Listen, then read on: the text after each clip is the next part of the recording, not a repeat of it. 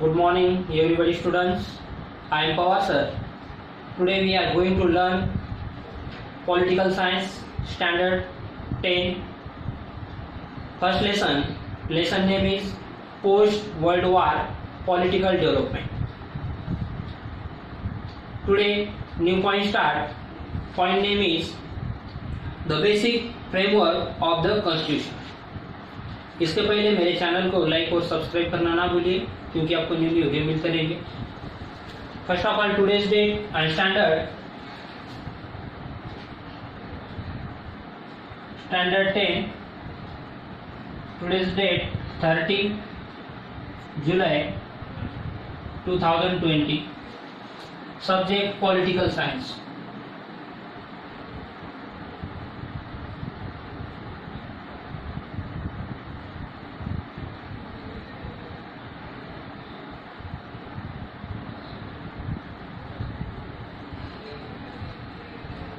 And first lesson name is working of the Constitution.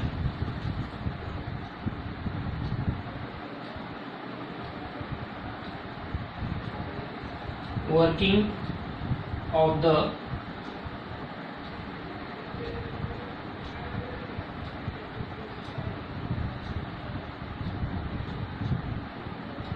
Constitution. Working of the Constitution. Look at the textbook, page number 73. Point name the basic framework of the Constitution. अब देखो हम इसको समझ के लेते हैं कि the basic framework of the Constitution किसे कहते हैं.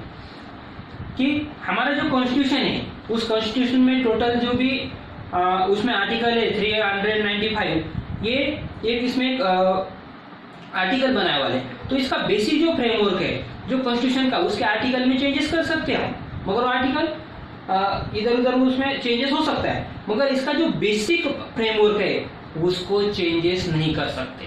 पूरे का पूरा कॉन्स्टिट्यूशन हम अलग नहीं कर दे सकते, उसमें सब के सब पूरा चेंज नहीं कर सकते. इसमें बहुत सारे चेंजेस हुए मगर इसका जो बेसिक स्ट्रक्चर है उसको हम हाथ नहीं लगा सकते. अगर उसको हाथ लगाएंगे तो जुडिशियरी हमें उसका जवाब पूछेगी, गवर्नमेंट को उसका जवाब पूछेगी, जो गवर्नमेंट को ऐसा वो करने नहीं देगी. ये जुडिशियरी का काम होता है. अगर गवर्नमेंट इसमें अगर कुछ इसके बेसिक फ्रेमवर्क को अगर हाथ लगाएगा तो जुडिशियरी उसको बताएगी कि ये आप गलत कर रहे, ऐसा आप नहीं कर सकते. Do you understand? देखते उसमें the constitution is a dynamic. Dynamic मतलब change the constitution. It is a living document and the constitution has the change according to the changing condition and the parliament has a power to make those changes. अब देखो बहुत सारे ऐसे हमारे constitution में changes, 100 से ज्यादा changes हो चुके हैं अब तक. तो पार्लियामेंट्री क्या करता है, जहां पर उसको सही लग रहा है और जो रूल में बैठता है उसको पार्लियामेंट्री क्या करती है, पार्लियामेंट चेंजेस करता है, गवर्नमेंट उसमें चेंजेस करता है. अगर उसमें कुछ भलाई हो रही है, कुछ अच्छा, जैसे कि आप ट्रिपल तलाक हुआ उसमें कुछ चेंजेस किया गया तो कुछ ऐसा लग रहा है उन्हें कि आप इसमें कुछ चेंजेस करना पड़ता है और वो सही बात है और वो जुडिशियरी भी उसको एक्सेप्ट करेगी तो उसी में ही गवर्नमेंट चेंजेस कर सकती है. तो अदरवाइज किसी उसके जो बेसिक स्ट्रक्चर है उसको हाथ नहीं लगा सकती. The judiciary has accepted this power of the parliamentary to make changes in the constitution. बहुत सारे चेंजेस किए कॉन्स्टिट्यूशन में, but at the same time unspecific the limitation on the power. तो ये गवर्नमेंट के पास पूरे के पूरे पावर नहीं है क्योंकि कुछ लिमिटेशन है उसके लिए भी.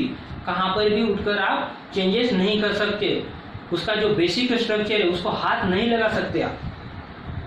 अगर लगाते तो फिर जुडिशियरी को उसका जवाब देना पड़ेगा.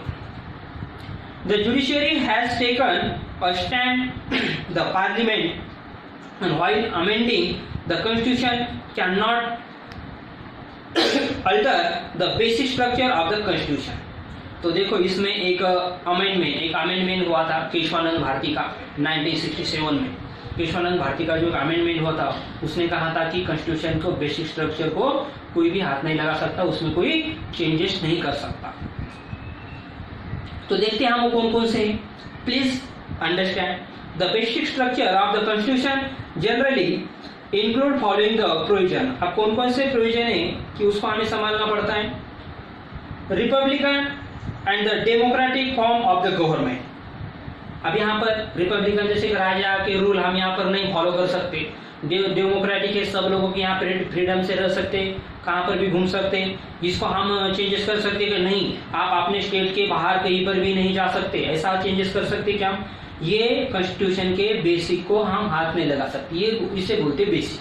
तो ये जो बेसिक बातें हैं इसमें चेंजेस नहीं कर सकते। इसमें चेंजेस अगर करते हैं तो जुडिशियरी उसको चेंज नहीं करने देगी। जुडिशियरी मतलब क्या? हाई कोर्ट, सुप्रीम कोर्ट, ये हमारे जुडिशियरी होती है, वहां पर कुछ भी गलत नहीं होता।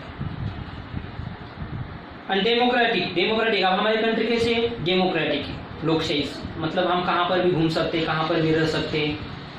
ये हमें डेमोक्रेटिक कंट्री हमारी government. And federal structure of the constitution. Federal मतलब क्या? कि हमारे यहाँ पर 3 लेवल के गवर्नमेंट होते हैं, फर्स्ट, सेंट्रल, स्टेट और लोकल। इसमें चेंजेस कर सकते हैं क्या? पूरे का पूरा पावर सिर्फ सेंट्रल के हाथ में, ऐसा कॉन्स्टिट्यूशन में चेंज कर सकते हैं क्या? नहीं, ऐसी बेसिक बातों को चेंज नहीं करते, उसे कहते हैं फेडरल। स्टेट नहीं, स्टेट के पास सब के सब रूल स्टेट के पास ही रहेंगे, लोकल में कुछ भी नहीं रहेंगे, ऐसा कर सकते हैं क्या?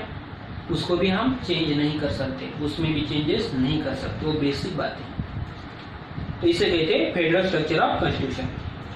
Promotion of unity and the integrity of the nation. तो इसमें promotion of the unity and integrity को भी हम कुछ चेंजेस नहीं कर सकते। सोवर्जिन ऑफ द नेशन। सोवर्जिन मतलब क्या? कि हमारे देश के लोग ही हमारे लिए कुछ लॉ बनाएंगे, वही हमारे देश के कुछ डिसीजन लेंगे। सोवर्जिन, बाहर की कंट्री आकर हमारे कंट्री में आकर वो डिसीजन नहीं लेंगे, तो उसे कहते हैं सोवर्जिन। मतलब खुद के देश का खुद में ही रूल बना, वो होता है सोवर्जिन। तो हमारी गवर्नमेंट हमारे लिए रूल बनाएगी, वहां से कोई अमेरिका बोलेगी, ब्रिटेन बोलेगी तुम ऐसा रूल फॉलो करो, तो हम वैसा रूल फॉलो करेंगे क्या? नहीं। तो इसे कहते हैं सोवर्जिन। हमारे कंट्री के ही गवर्नमेंट या हमारे कंट्री के ही पीपल हमारे कंट्री के लिए रूल बनाएंगे, लॉ बनाएंगे। ये हमारी बेसिक बातें होती है, उसमें कोई चेंजेस नहीं। Secularism and supremacy of the constitution. अब सेक्युलरिज्म मतलब ऑल रिलीजन इक्वल, जितने हमारे कंट्री में रिलीजन है, सिख, मुस्लिम, हिंदू, जैन, जितने भी ये रिलीजन है, ये सब कैसे रहेंगे? ऑल को इक्वल ट्रीटमेंट रहेगी। ये कॉन्स्टिट्यूशन में हमारे ऑल लोगों को इक्वल ट्रीटमेंट मिलेगी। अगर इक्वल ट्रीटमेंट नहीं मिलती है तो हम उसके लिए जुडिशरी के पास जा सकते हैं कि हमारे ऊपर ऐसा अन्याय हो रहा है, अत्याचार हो रहा है। ओके, ये बोल सकते हैं। Supremacy of the constitution. अब सुप्रीमेसी मतलब क्या? कि ये कॉन्स्टिट्यूशन को मानना, कॉन्स्टिट्यूशन के ही रूल को हम सब फॉलो करना। Do you understand? ये हमारा सब प्लीज अंडरस्टैंड में ये सब बातें हमें पढ़ी, ये बेसिक फ्रेमवर्क है कॉन्स्टिट्यूशन की। नेक्स्ट है इसमें फर्स्ट वाला हमने कौन सा पढ़ा है इसमें? फिर the basic framework of the constitution. ये क्या पढ़ रहे हैं? रोल ऑफ द जुडिशरी के, ये रोल है। और सेकंड रोल है उसका सिग्निफिकेंट जुडिशियरी डिसीजन। अब इसके डिसीजन कैसे है उसके बारे में पढ़ते हैं। The protection provide to the citizen by the fundamental rights in the constitution has been made more the meaningful through and various decision of a judiciary. तो देखो यहाँ पर प्रोटेक्शन देने का काम हमें कौन करता है? कॉन्स्टिट्यूशन करता है। ये जो कॉन्स्टिट्यूशन हमारा जो भी हमने एक्सेप्ट किया था 26 नवंबर 1949 को कॉन्स्टिट्यूशन कंप्लीट हुआ था, मगर उसको रियल में कब एक्सेप्ट किया गया था? तो पूरे को पूरा जैसे उसको बोलते कि वो पूरा हमारे देश में उस दिन से वो पूरा लागू हो गया था पूरे कंट्री में। तो कब से हुआ था? 26 जनवरी 1950 को। तब से हम रिपब्लिक डे सेलिब्रेट करते हैं 26 जनवरी, इसलिए रिपब्लिक डे सेलिब्रेट। तो ये कॉन्स्टिट्यूशन हमें प्रोटेक्ट देता है meaningful through and various decision of the judiciary and some of the important subject on which the court and has given the judgment include rights of a children. Children के rights इसमें include होते। Children को right जैसे कि labouring के लिए children को नहीं भेजना चाहिए, 14 ईयर तक उसको एजुकेशन देना चाहिए, गवर्नमेंट उसको फ्री में एजुकेशन देगी। तो ये children rights. And protection of the human rights, protection of the human rights and protection of the honour and the dignity of the women. जैसे कि वुमेन को भी ये इक्वल ट्रीटमेंट मिलनी चाहिए, देनी चाहिए, वो कॉन्स्टिट्यूशन में है हमारे। वुमेन को भी इक्वल ट्रीटमेंट मिलनी चाहिए, जैसे मेल को ट्रीटमेंट मिलती है वैसे फीमेल को भी ट्रीटमेंट मिलनी चाहिए, equality. Individual and freedom and the tribal empowerment. Tribal मतलब ये जो मागास लोग हैं, उन जो भी ट्रिबल कास्ट के, शेड्यूल कास्ट, शेड्यूल फ्रीडम के ऐसे लोग हैं, उनको भी ये सब उनके एम्पावरमेंट दिए वाले constitution. This efforts have made the political process in India more mature. जब तक इंडिया जैसे जैसे मैच्योर होता जाएगा वैसे वैसे और डेवलपमेंट होते जाएंगे कॉन्स्टिट्यूशन में। This is important to the understand. अब इसमें देखो नंबर 1 क्या है, काउंटेबल। काउंटेबल मतलब हम गवर्नमेंट को आंसर पूछ सकते, ये अपने ऐसा क्यों किया, ये क्यों रूल क्यों फॉलो किए, तो इसको कहते हैं काउंटेबल, आंसरेबल होता है। रिस्पॉन्सिबल, गवर्नमेंट क्या होता है, रिस्पॉन्सिबल गवर्नमेंट। गवर्नमेंट रिस्पॉन्सिबल होना चाहिए, उसके जो भी रूल कर रहा है उसको रिस्पॉन्सिबल होना चाहिए, उसकी रिस्पॉन्सिबिलिटी उसके ऊपर होनी चाहिए। Effective and efficient government. तो ये इफेक्टिव मतलब क्या है कि उसको अच्छे काम होने चाहिए, काम चुकार नहीं होना चाहिए, तो इसको कहते हैं इफेक्टिव एंड इफिशिएंट गवर्नमेंट, ऐसे गवर्नमेंट होनी चाहिए। रिस्पॉन्सिव गवर्नमेंट, रिस्पॉन्सिव गवर्नमेंट होना चाहिए। Transparency in the working of the government. Transparency अच्छी, उसमें पारदर्शिता होनी चाहिए, उनके वर्क अच्छे होने चाहिए, तो इसे कहते हैं transparency in the working of the government, ऐसे गवर्नमेंट होना चाहिए। Just and all includes and development, और ऐसे सब लोग इसमें इंक्लूड, सब लोगों का डेवलपमेंट होना चाहिए। All peoples participate in the governing and decision making the process, और सब पीपल को पार्टिसिपेट मिलने का मौका मिलना चाहिए, सब पीपल को डिसीजन लेने का मौका मिलना चाहिए। In this chapter, we took the review of the Constitution and the working of the government on the basis of the Constitution in the context of India democracy. Okay, India कैसी है, एक democracy ऐसी country है, and there are many challenges and before India's and democracy. तो ये democracy के लिए India को बिफोर मतलब पहले बहुत सारे चैलेंज थे इंडिया के आगे। Governments act and the policy and have not put an end to all the problems. अब बहुत सारे इंडिया के आगे ये प्रॉब्लम भी थे। There are several new problems and comforting us. तो बहुत सारे प्रॉब्लम को फेस करने का काम गवर्नमेंट को करना पड़ता है। However, what is the important is that the people in India have developed a democratic mindset. In the next chapter, we will study the election process in India. अब देखो इलेक्शन प्रोसेस, जो next lesson है हमारा politics science का, वो election process के ऊपर है। तो इलेक्शन कैसे होती है, क्या होते हैं, उसके ऊपर हम स्टडी करने वाले। ओके, यहाँ पर तुम्हारा ये जो लेसन है फिनिश हो गया।